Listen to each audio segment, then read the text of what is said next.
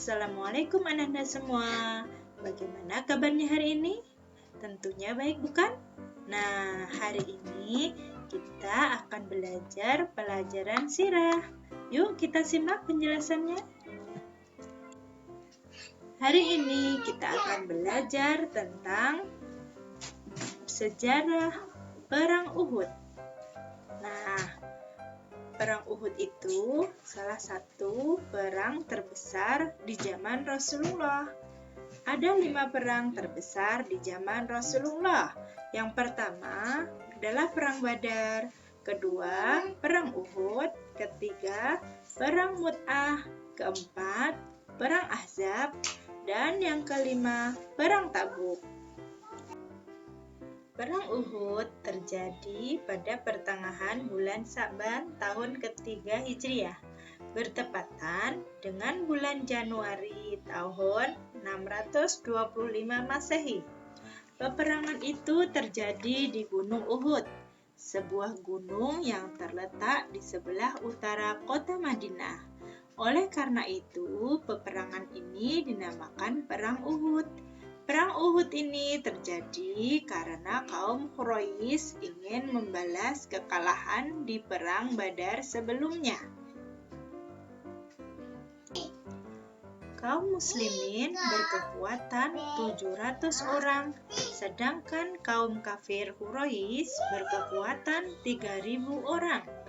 Semula Rasulullah menyiapkan 1.000 orang tentara. Ketika tiba di Asyaud, 300 orang kembali ke Madinah dengan dipimpin oleh seorang munafik bernama Abdullah bin Ubay. Namun demikian, pasukan Islam tidak terpengaruh. Mereka tetap bersemangat. Rasulullah menempatkan 50 orang pasukan pemanah yang dipimpin oleh Abdullah bin Zubair. Mereka diberi tugas untuk bersiap siaga di atas puncak Gunung Uhud. Mereka dipesan untuk tidak meninggalkan tempat masing-masing apapun yang terjadi sampai perang berakhir. Di sayap kanan, pasukan Muslim dipimpin oleh Mundir bin Amru, dan di sayap kiri dipimpin oleh Zubair bin Awam dan Miqdad bin Al-Aswad. Sedangkan di barisan depan dipimpin oleh Hamzah dan Ali bin Abi Thalib. Dalam peperangan ini, umat Islam dipimpin oleh Nabi Muhammad SAW, sedangkan kaum Quraisy dipimpin oleh Abu Sufyan bin Harb. Semula, pasukan Muslim berhasil mengalahkan pasukan kafir Quraisy. Mereka dibuat kocar-kacir, lari tunggang langgang meninggalkan arena perang. Pasukan Muslim mengira musuh telah kalah, sehingga pasukan pemanah yang di atas gunung turun untuk mendapatkan harta rampasan yang berserakan di bawah. Mereka melupakan pesan Rasulullah SAW. Khalid bin Walid memanfaatkan kesempatan itu untuk mengambil alih posisi. Khalid menyerang pasukan Islam. Banyak pasukan Islam yang tewas karena tidak disiplin dan tidak mempedulikan perintah Rasulullah.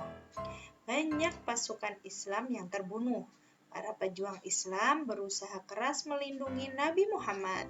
Abu Talhah menjadikan dirinya sebagai pagar pelindung Nabi Muhammad, dan Abu Dujanah menjadikan punggungnya sebagai perisai untuk melindungi Nabi Muhammad dari pasukan pemanah Quraisy. Dalam serangan balik ini, Rasulullah pun sempat terluka. Kafir Quraisy berhasil mematahkan semangat pasukan Islam dengan meneriakkan kalau Rasulullah sudah terbunuh. Dalam posisi seperti itu, Rasulullah segera menarik mundur pasukannya ke atas bukit. Pasukan kafir Quraisy tidak dapat mengejar mereka. Dalam perang Uhud, kaum muslimin mengalami kekalahan. Hamzah dan Mus'ab bin Umair beserta 70 orang pasukan gugur sebagai syuhada.